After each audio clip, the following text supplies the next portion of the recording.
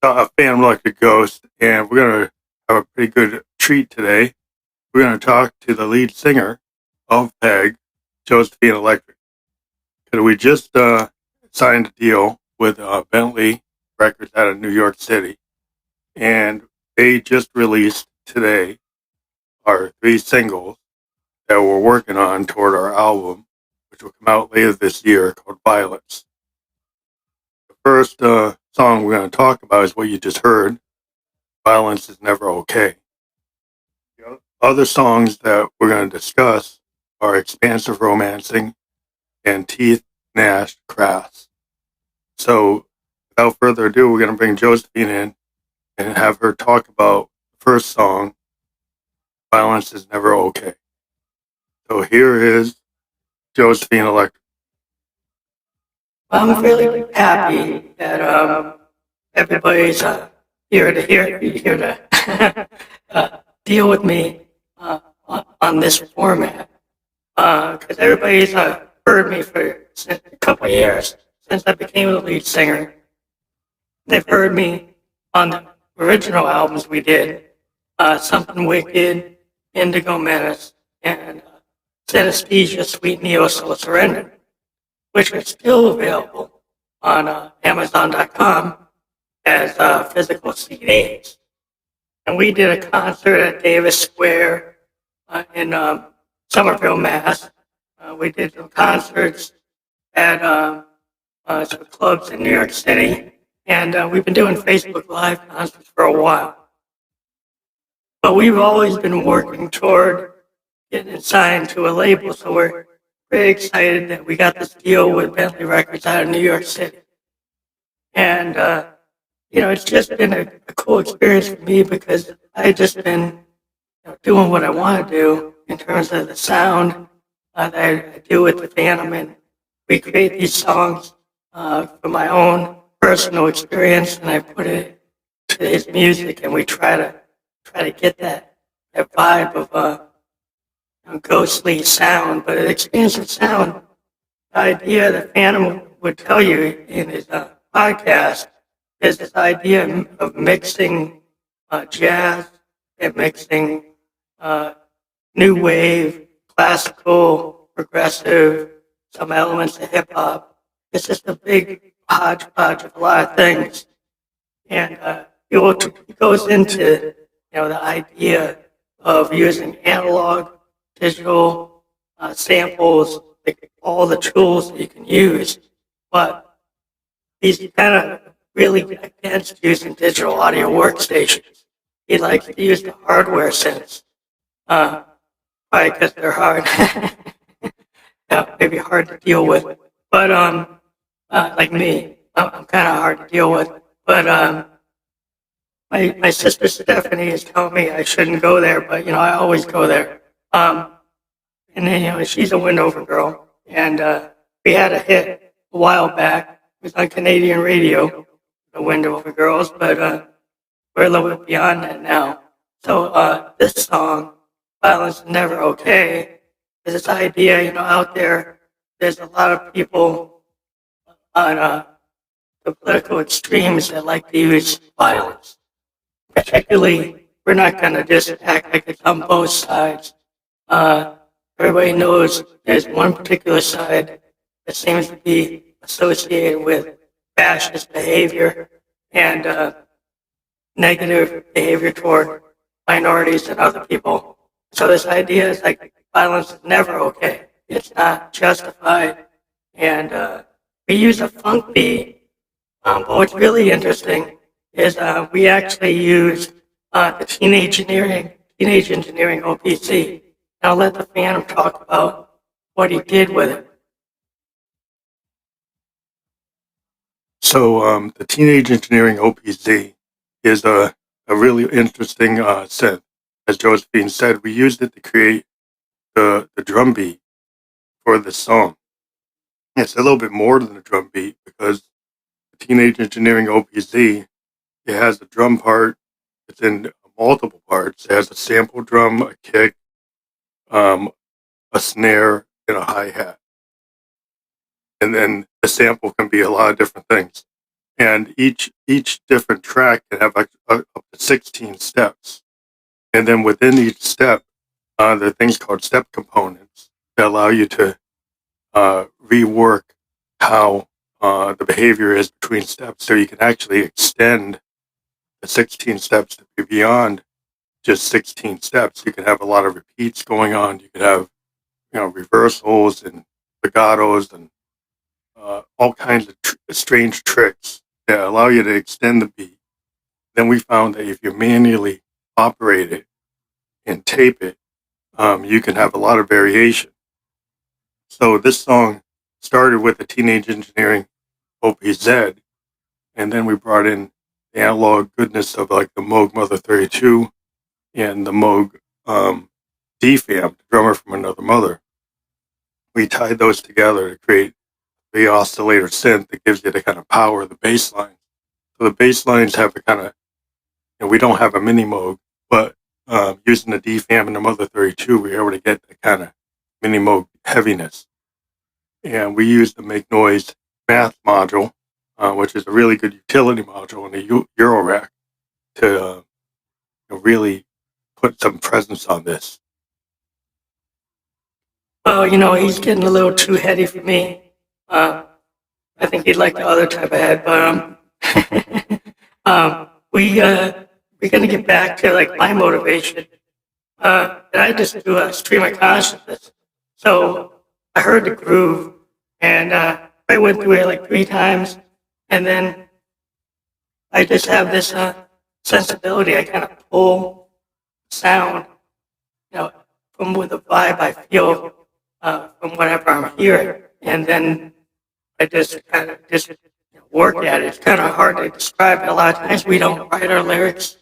We later transcribe them, but we tend to do old school kind of live recording, and the vocals are recorded kind of like off the cuff, and we play around with it. But a lot of times it's like within the first 5 takes that we get the song, and a lot of times, take 1 or 2 is what we go with.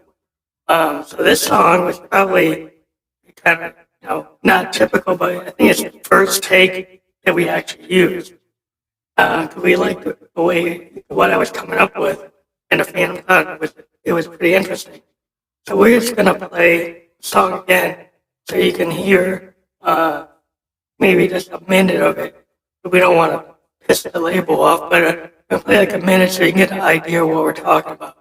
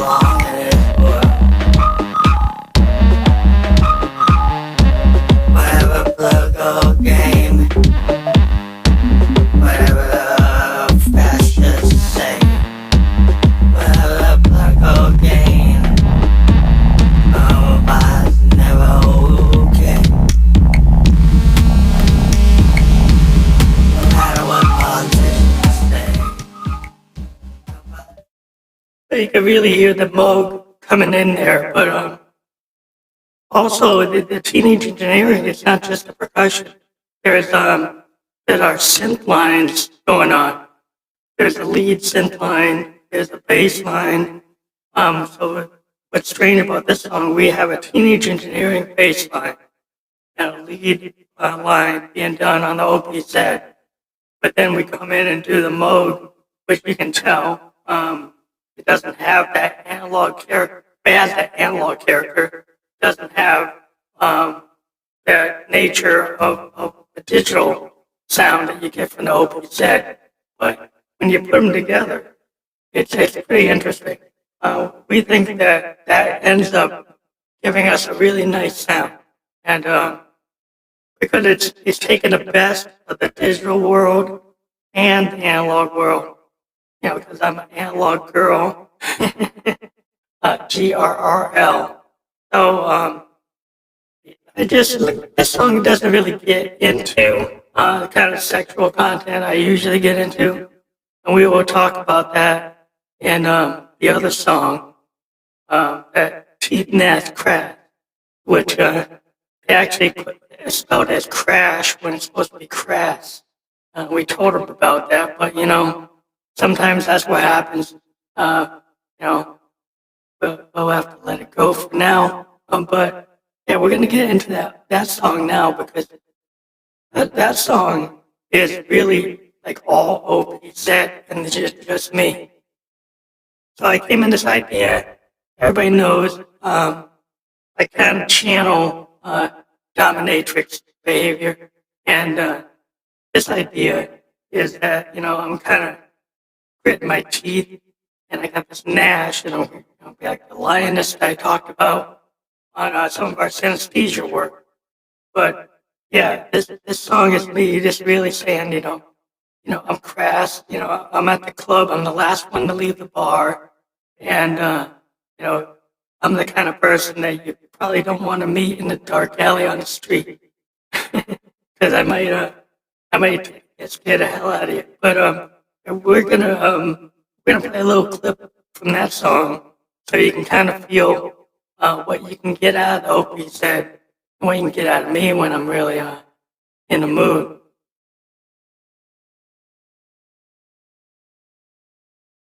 Hold on, it always takes a little bit.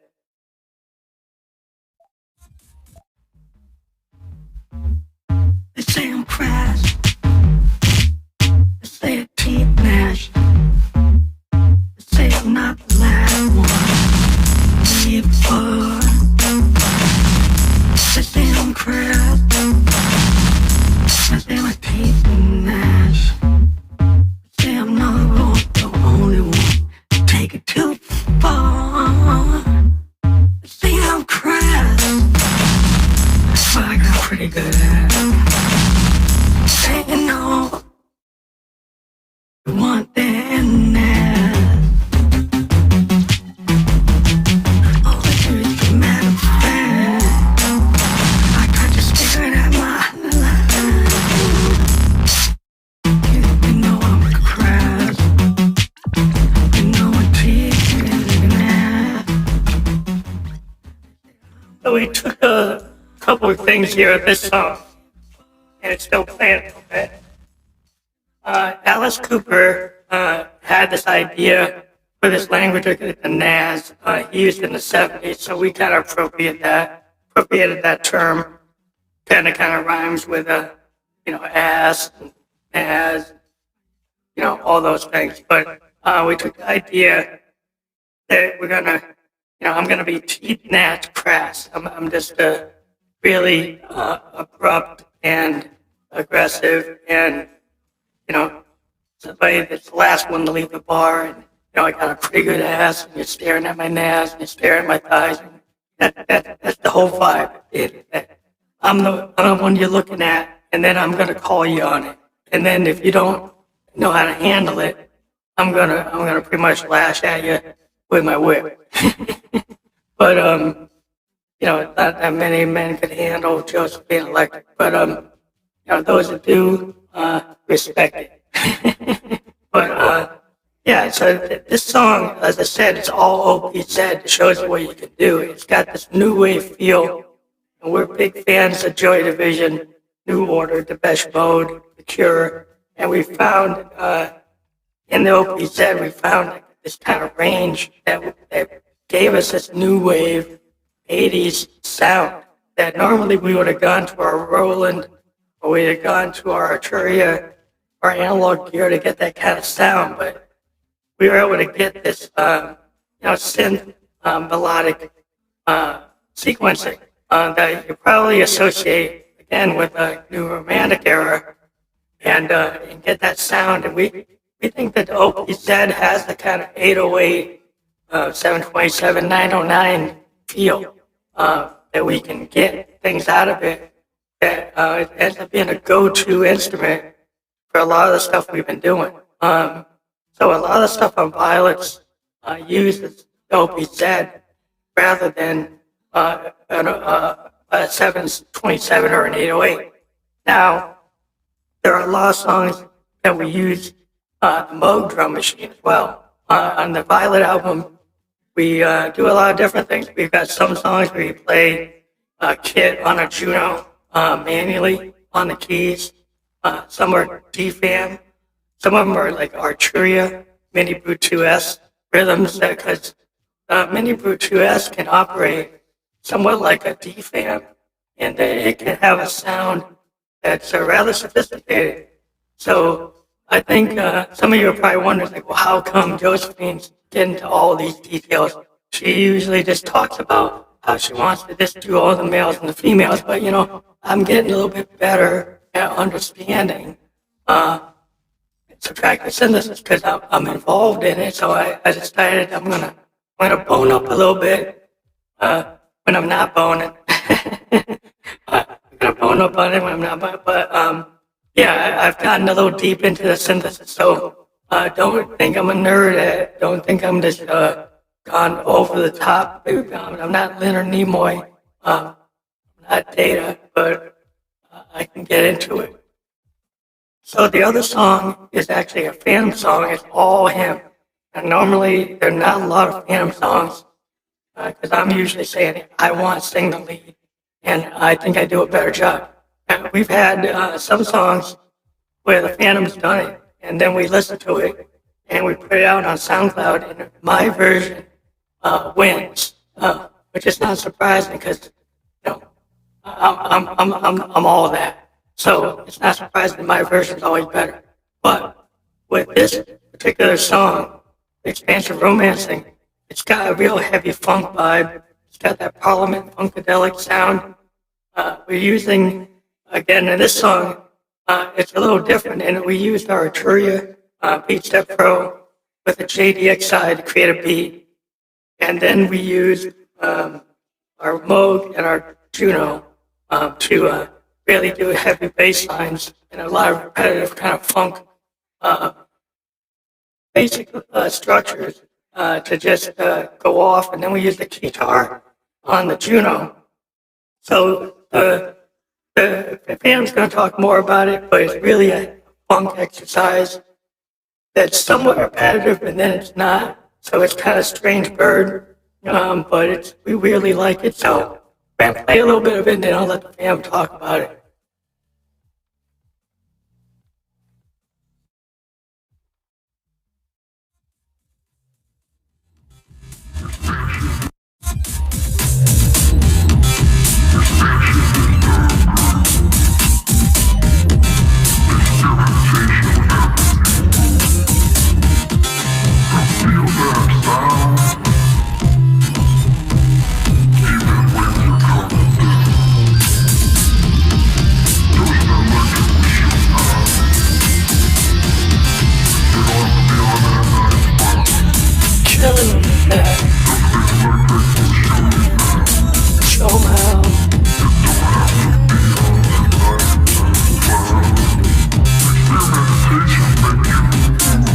Make a move, Phantom. That's the groove.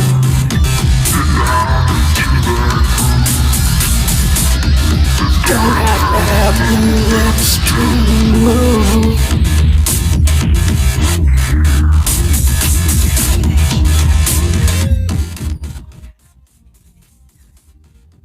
Yeah, so Josephine got a little into it there, but the key line with it, you don't have to have blue lips to move, this expansive sound is we're kind of defining it with this. It's got this funk nature, and we're big fans of Bootsy, Sly and the Family Stone. We kind of don't like Larry Graham as much now, but we respect his bass playing, but personally we got some issues with him and happened with Prince. But either way, this song is a funk exercise using our hardware sense. As Josephine said, this one we're using our JDXI, which you're able to do a lot of really cool things with the JDXI when you connect it to another sequencer. And in our case, we connected it to an Arturia BeatStep Pro.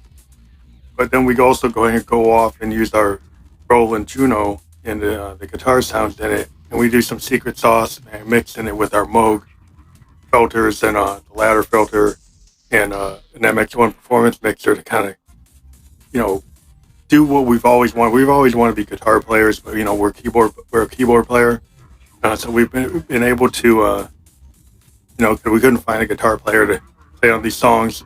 We've had guitar players in the band from time to time, but we've kind of defaulted to going back to doing everything ourselves.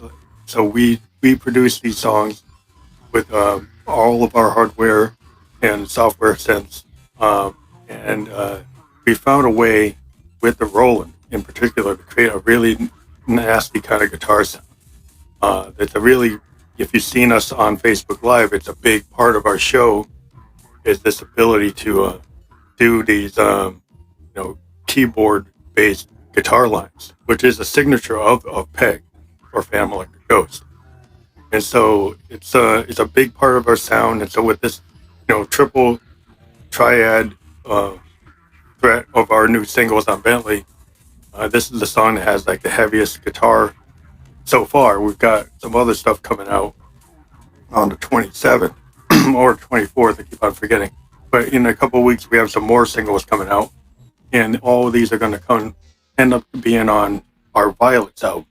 Now, Violets is the Dark Ghost album, which, if you understand the story of Dark Ghost, it's the album that was supposed to come out after To Infinitum. We had a couple false starts. We were supposed to put it out on vinyl. It didn't work out. We're going to put it out through Landar, through all the streaming services, but then we got these contracts with these new labels. So we've kind of put off putting out Dark Ghost and decided the original Dark Ghost is like a 2-3 hour album. It's a double album. It's got songs like Sonic Twin and Dark Ghost, Souls You Never Move Toward. It's got a lot of really good Phantom Electric Ghost songs. But what we've done since we purchased an OPZ and we've got our Euro rack and we've got some cool stuff from Make Noise, we came up with some new ideas in 2018. A lot of Dark Ghost was written in 2017. So 2018 to 2019, in the last couple of months, we've written most of the Violets out. It's been influenced by Teenage Engineering OPZ, plus all of our Eurorack stuff and our Juno. Make Noise makes a big appearance on this. And we're using the Morphogene, we're using the Mass Module, Arturia Mini Brew 2S, Moog DFAM, Moog Mother 32. All the same players that we've always used, but we found new ways to kind of combine it with the OPZ, gave us a different life, with a lot of these songs. And so we've been very happy with the fact that we finally got signed after like 30 years of doing music. And, Bentley Records gave us an opportunity to do like an unlimited amount of singles, which we're putting out. We're calling them on it, so we're putting out as many singles as we can. And then when we come down to the Violet album, we haven't come to a full track list yet, but we're planning on not going crazy like Dark Ghost, making a 3-hour album. We're trying to edit it down to like at least an hour. Because Ghost, we tend to go that long. We're probably never going to put out like a 20-minute album. It's always going to at least be 60 minutes or something. But we'll bring Josephine back in because I know everybody wants to hear her. Yeah, so I know everybody wants to hear me going for like 60 minutes. I don't know if you could last that long, but I know most of my fans would love to see me going for 60 minutes, but best they could do it maybe 2. But I digress. Yeah, we're very happy with all the stuff we've been working on. There's a lot of new stuff we've been putting down, and we're hoping to do some really cool touring. We've got some interesting news we heard from Reverb Nation. We got curated for a song. It's really strange. Sometimes you write a song and you don't know if it really works. So we put this song up on Reverb Nation, and we actually reworked it, and it's going to come out on Bentley Records. And a version that we reworked, it's a very good song. But the version that the curators was really kind of not finished. It's the original demo. It had some sound issues. It had like volume increased too high in one part. Some of our modular gear kind of runs loud. Euro racks run loud, so we had like some square waves going a little too bonkers.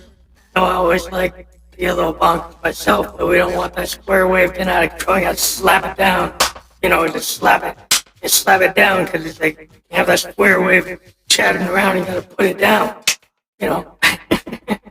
But yeah, I digress again. But yeah, we're very excited because this might it's supposed to give us the ability to get on some festivals and get on some tours. And I know everybody be itching to see Josephine and wondering what that's going to be like. We're still trying to figure it out ourselves. But yeah, we got some ideas how we're going to bring you Peg. And Peg's going to do it the way we want to do it. We're going to funk it up. Our heroes were, Prince and Bowie and Clapton and Joy Division, Depeche Mode, all the great music. You can go back to Yes and Genesis, Peter Gabriel Genesis. That's the kind of sound we're going for. So if you listen to what we're doing and you dig it, let everybody know that, Peg rules and you like it and you want to hear more. You're going to download it, you're going to buy it, you're going to stream it, you're going to do whatever you want with it. But, I hope you take a CD and put it under your pillow. Then you know you got me right next to you. All right, so I hope you had a good time. We're gonna fade out with a little bit more of our single.